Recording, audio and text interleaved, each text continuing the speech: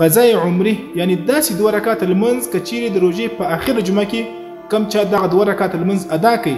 او په دا ترتیب سره دومره صورتونه یې کې وویل د دې 2 رکعات لمونځ ادا کولو سره سره چې څومره لمونځونه قضا سوي وي د ټولو قضا چې د هغه ادا کېږي.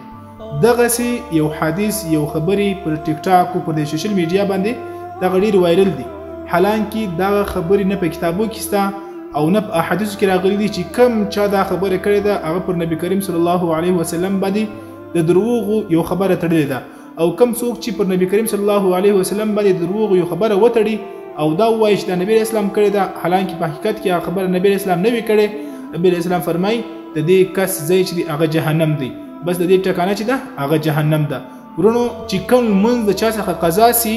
د هغه قضایي راګرځول لازمه ده، که څه هم ته 1000 واره توبه وکړې 100 واره توبه وباسي، لیکن د لمانځه قضایي به خامخا ادا کوي.